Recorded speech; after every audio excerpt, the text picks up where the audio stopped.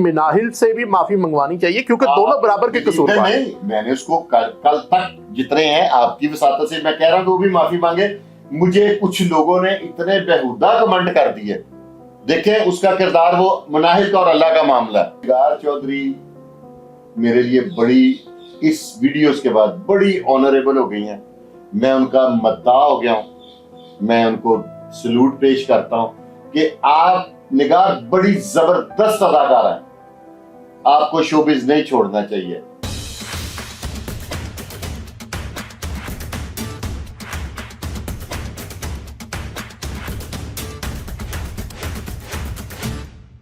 अस्सलाम वालेकुम नाज़रीन, मैं हूं आपका मेज़बान सैयद हमजा अब्बास और आप देख रहे थे डेली स्कूप टीवी। नाज़रीन, पाकिस्तान में आए रोज़ नित नए मामलात जो है वो हमें देखने को मिलते हैं। अभी एक स्कैंडल जो होता है वो ख़त्म नहीं होता कि दूसरा स्कैंडल जो है वो एक मार्केट में इन हो जाता है। ऐसा लगता है कि जैसे पाकिस्तान अब सिर्फ स्कैंडल्स की सरजमीन रह गई है। अभी आपको पता होगा कि एसके और मिनाहिल मलिक वाला जो मामला है वो मीडिया में चल रहा था कि अब जो है वो निगार चौधरी वाला जो मामला है वो भी मीडिया में जो हाईलाइट हो गया है।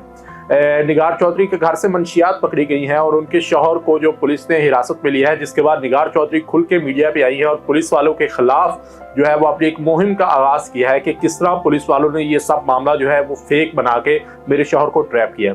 इस बारे में भी बात करेंगे, लेकिन अभी जो एसके है उसने एक हाल ही में सऊदी अरब से एक वीडियो पैगाम जारी किया जिसमें उसने एक फुरकान शाह नामी शख्स को मुखातिब किया है। जी हाँ, फुरकान शाह साहब वही हमारे साथ मौजूद है जिनके बारे में एसके मुखातिब था उस वीडियो में।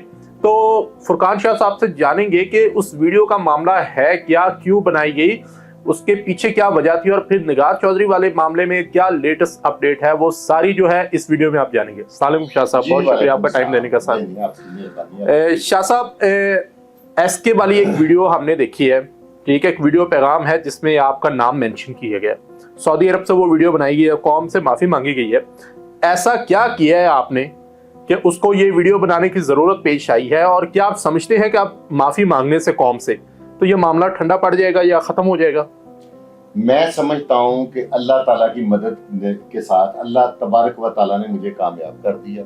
इससे पहले इस तरह के हजारहा वाकयात हुए हैं। बरहना तस्वीरें थी, जब तस्वीरों का दौर था, फिर वीडियोस आ गई, फिर सारा कुछ अदाकारों के, अब सारी के मैं नाम लेने बैठूंगा तो बड़ा टाइम बिल्कुल लग जाएगा। आज तक किसी पे एक्शन नहीं हुआ। सोशल मीडिया के और चैनलों के जो मेरे दोस्त हैं उन्होंने 2-3 दिन इस मामले को पकड़ा, उसके बाद ये भी खटाई में। मैं डर गया इस वजह से नहीं कि मेरी तस्वीरें आ जाएंगी, मेरी ऐसी कोई नहीं है। मैं इस वजह से डर गया कि ये एक इजी जो है ना फेम लेने का इजीएस्ट वे है, ठीक है। मैं ये डर गया कि कौम की नई बच्चे अब इसको आसान तरीका ना समझ लें अपनी फेम लेने का, ठीक है। वो ये कहें कि यार ये इजी है, इसका होता कुछ नहीं। मैंने इस केस में 25 करोड़ अवाम में वाहिद अकेला मैं एप्लीकेंट बना, और ये कोई इनके खिलाफ मेरी दावत नहीं थी। इससे पहले जब एमक्यूएम वाले अल्ताफ हुसैन साहब ने हमारे इदारों के बारे में कोई गलत अल्फाज इस्तेमाल किए, तब भी 25 करोड़ अवाम में पहला एप्लीकेंट थाना डिफेंस बी में मैं था। मेरी FIR दर्ज हुई। आफ्टर दैट फिर लोगों ने को मैंने अवेयरनेस दी कि ऐसे बंदे पे कराओ यार FIR। इदारों के साथ खड़ा होना चाहिए, बिल्कुल। इदारों पे तनकीद करें, लेकिन एक लिमिट तक। एक थ्रेट करना, आप इदारों को धमकी दे रहे हैं, वो तो दहशतगर्दी के ज़मरे में। मेरे से ज्यादा तनकीद कोई नहीं करता इदारों पे, लेकिन मैं करता हूँ तनकीद बराए इस्लाह, तनकीद बराए ब्लैकमेलिंग नहीं होनी चाहिए। मैंने इस पॉइंट ऑफ व्यू से मैंने कहा कि सारे लोग सो गए हैं, मैंने थोड़ी सी मेहनत की, मैंने एसके साहब का तमाम कच्चा चट्टा इकट्ठा कर लिया। डेली बेसिस पे मैं एक बात बताता था। कुछ दिन बाद जब उन्हें समझ आ गई, क्योंकि बातें मैं फैक्ट एंड फिगर पे लिखी पढ़ी के अलावा मैं कोई बात नहीं करता, मैंने वो बातें की। कुछ दोस्त पढ़े, कुछ थोड़े से खतरनाक पढ़े, फिर दूसरे पढ़े, वो फिर डीलर टाइप नहीं जो पढ़ जाते, क्या होता है डील करा दीजिए। मेरा मौकफ एक था कि एसके आप वीडियो बनाएंगे, अल्लाह के घर में खड़े होकर। मेरा लाइव मैंने उनके साथ मुकालमा है, एक निजी एक दोस्त है मेरे, उनके चैनल पे उनसे गुफ्तगू हुई है। मैंने उनसे कहा कि आप वीडियो बनाएंगे जिसमें आप अल्लाह से माफी मांगेंगे, और कुदरती उन्होंने कहा जी मैं तो खाना काबा के पास रह रहा हूँ, सऊदीया में। मैं क्या वहां पे जाके पहले वीडियो बनाएंगे, अल्लाह से माफी मांगेंगे, कौम से माफी मांगेंगे। उस बंदे ने अल्लाह से भी माफी मांग ली, कौम से भी माफी मांग ली। अब उसके बाद मैंने भी ब्रेक लगा दी, क्योंकि मेरी सारी जो थी ना जरूरियात कह लें या जो मेरी ख्वाहिशात थी वो पूरी हो गई। मैं ये चाह रहा था कि साइबर क्राइम FIR दे इस वकूए की, इस पे दे या उस पे दे। जब FIR लॉन्च हो जाती है ना, फिर कानून अपना रास्ता खुद बना लेता है। ठीक है, मनाहिल इसमें गुनाहगार बेगुनाह होगी वो भी प्रूव हो जाएगा, जो जो होगा वो सारा कुछ अब होगा, माफी नहीं मिलेगी। ठीक हो गया। उसके बाद मेरी ये ख्वाहिश थी कि जो यूट्यूबर सोशल मीडिया को जिन्होंने बेलगाम घोड़ा बनाया हुआ, गंदी से गंदी बातें उस पे कर देते, छोटे छोटे बच्चे देख रहे हैं, सारा कुछ है, उन पे भी FIR हो गई। एक मेरी अब ख्वाहिश रह गई है। देखिए ना, चाइना में आपका कभी इत्तेफाक हो तो वो टिकटॉक का इस्तेमाल करते हैं, लेकिन वो कारोबारी तरीके के लिए करते हैं। वो अपनी 2-4 मिलियन की चीजें टिकटॉक के थ्रू प्रमोट करके सेल कर देते हैं। हमारे माशरे में इसका उल्टा इस्तेमाल है। ठीक है, पिस्तौल के भी 2 इस्तेमाल है ना। आप उससे बेशक डाके मारने शुरू कर दें, बेशक उससे सिक्योरिटी कर पर्पस के लिए यूज कर लें। तो हमारे यहाँ पे नेगेटिव यूज हो रहा था। मैंने इसके लिए आवाज उठाई, मैं वापस नहीं आया और अल्लाह ने मेरी मदद फरमाई। इसमें टोटल मदद मेरे अल्लाह ताला की है, जिसने मेरी मदद फरमाई और उसने बयान दिया। इसके बयान से लोग कह रहे हैं जी आपको क्रेडिबिलिटी चाहिए थी। मैंने उससे कहा था कि आप अल्लाह से माफी मांगे। मैंने अपनी तरफ से उसकी इस्लाह की कोशिश की और उसको मैं गलत नहीं कहूंगा, क्योंकि अब उसका और अल्लाह का मामला। ठीक है, मेरे कागजों में लोग मुझे बातें कर रहे हैं, मैसेजेस कर रहे हैं कि जी उसने दिल से नहीं की। यार, दिलों का भेद तो अल्लाह जानता है, मैं तो नहीं जान सकता।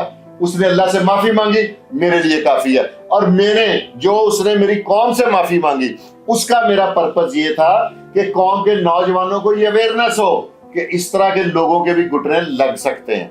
ठीक है, ताकि आइंदा मेरा मकसद इनको लेट डाउन करना नहीं है, मेरा मकसद आइंदा आने वाली वीडियोस को रोकना था। और मुझे लगता है मैं काफी हद तक कामयाब हो गया। शाह साहब, आपने SK से तो माफी मंगवा ली, SK के साथ आपने राब्ता किया।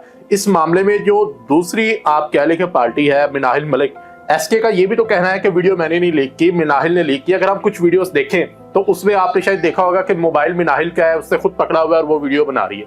ठीक है जी, तो क्या आपको ये लगा दी कि मिनाहिल से भी माफी मंगवानी चाहिए, क्योंकि दोनों बराबर के कसूरवार हैं? नहीं, मैंने उसको कल तक जितने हैं आपकी वसातत से मैं कह रहा हूं कि वो भी माफी मांगे। मुझे कुछ लोगों ने इतने बेहुदा कमेंट कर दिए। देखें, उसका किरदार वो मिनाहिल का और अल्लाह का मामला है। ठीक है, लोगों ने ऐसी बेहुदा बातें कर दी। मैंने जानबूझ के इससे इसकी सारी वाइफ पूनपुरा चौक की रिहायशी है, इसकी वालदा कहाँ जॉब के, सारा रिकॉर्ड है मेरे पास। मैंने इसलिए नहीं किया कि लोग अब ये इस तरह के कमेंट करने लग गए कि शायद यहां तक मुझे 1-2 मैसेजेस आ गए कि कहते हैं जी आप भी अपनी वीडियो बनवाना चाहते हैं। लेकिन मैं अपनी जगह पे स्टैंड हूं। अब मैं कुछ काम मैंने कर दिया, कुछ काम अब साइबर क्राइम कर दे। शाह साहब, आपने कहा कि मिनाहिल का जो किरदार है वो अल्लाह का और उसका अपना मामला है। ठीक है, जब एक गुनाह 4 दीवारी में एक छुप के किया जाए तब तक तो वो अल्लाह का और बंदे का मामला रहता है, लेकिन आप उसको पब्लिसिटी के लिए, स्टंट के लिए आप उसको लीक कर देते हैं, पूरी मीडिया पे ले आते हैं, अवाम में जो सारी वो फुटेजेस फैल जाती है, तब तो ये मामला सिर्फ अल्लाह तक ना रहा, फिर आपने अपने गवाह भी बना लिए, आपने गुनाह की तशहीर की। इसी वजह से 25 करोड़ अवाम में इनका वाहिद मैं एप्लीकेंट हूं, दोनों का, एक का नहीं हूं। एप्लीकेशन में आपको भी दे दूंगा। तो आपने मिनाहिल को भी नॉमिनेट किया? नॉमिनेट है मेरी एप्लीकेशन में, मैंने उसको नहीं स्पेयर किया। लेकिन उसके साथ जो आप राब्ते का बात कर रहे हैं वो मैंने जानबूझ के नहीं किया कि मेरी किरदार कशी ना उम्र के इस हिस्से में मेरी किरदार, वो बच्ची 1.5 है, वो मेरी किरदार कशी ना कर दे कि ये मेरे से ये डिमांड कर रहे थे, सिर्फ इस खौफ से। ठीक है, ज्यादा कसूरवार आपकी नजर में कौन है? दोनों बराबर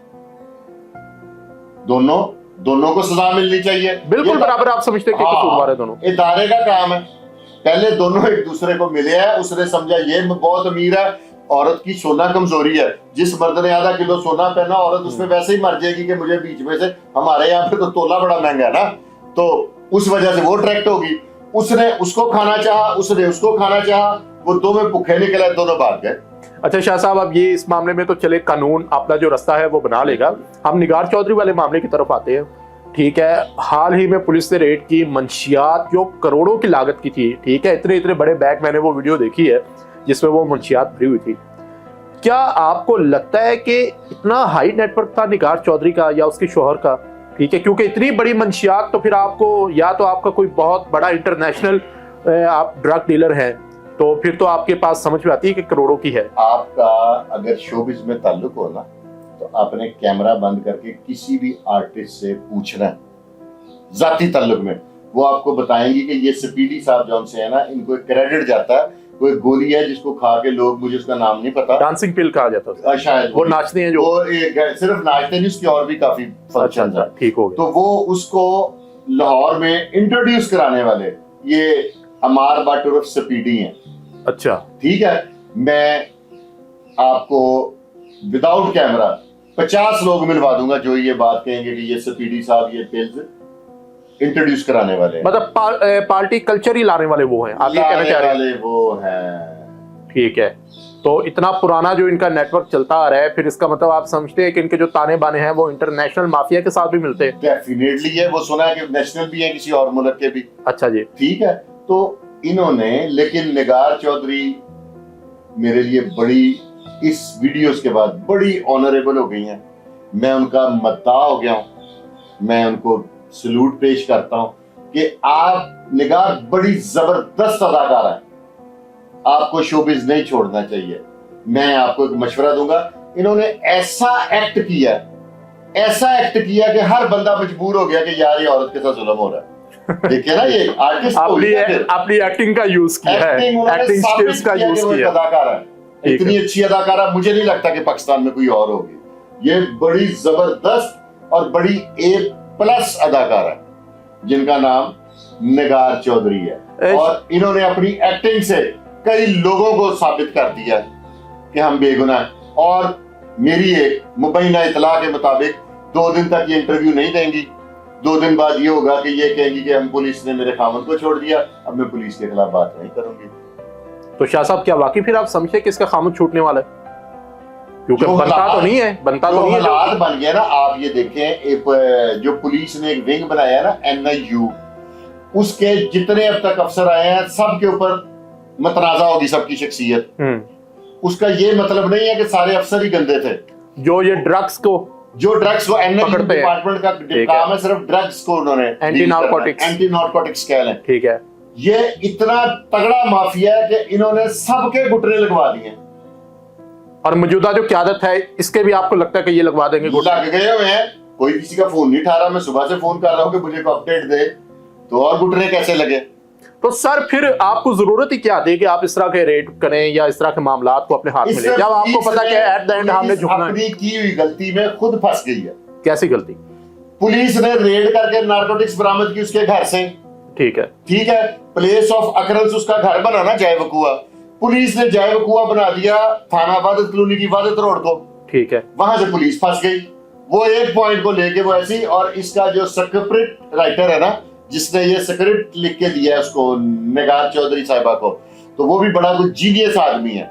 ठीक है, उसको भी अफसरान को चाहिए को प्राइड ऑफ परफॉर्मेंस है। उसने कहां से माजिद बशीर को पकड़ा, नरगस को पकड़ा, उसको घेर के उसने एक वकुआ बनाया। हालांकि माजिद बशीर इस वक्त पुलिस लाइन में है, जिस तरह मर्जी आप वेरिफिकेशन कर लें।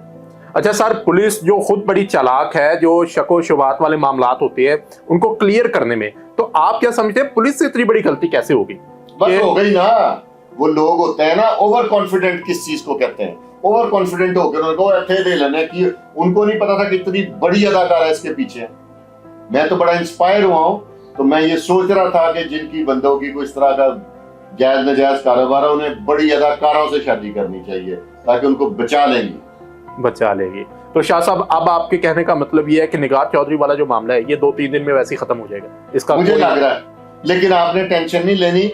YouTube का सामान कोई और निकलेगा। हम इस बेहतरीन मुल्क में रहते हैं जहाँ पे एक चीज बंद हो रही है तो दूसरी आ जाती है। इसलिए आपने टेंशन नहीं लेनी कि अब हम क्या बेचेंगे, आपको नया सामान दस्तयाब हो जाएगा पाकिस्तान। नाज़रीन, शाह साहब ने बड़ी अच्छी बात की। मैंने अपने इंट्रो में भी पहले ये बात की थी कि अभी एक मामला मीडिया में होता है कि दूसरा आ जाता है। ये जो सरजमीन है, ये अब स्कैंडल्स की जो सरजमीन बन चुकी है। शाह साहब ने भी उसी बात को जो है वो इशारा उसी तरफ किया है। देखते हैं कि आने वाले दिनों में जो निगार चौधरी वाला मामला है उसका जो ऊंट है वो किस करवट बैठेगा। इसी के साथ अपने मेजबान सैयद हमजा अब्बास को इजाजत दें। मुलाकात होगी दोबारा। अपना ख्याल रखिएगा। अल्लाह हाफिज। पाकिस्तान जिंदाबाद।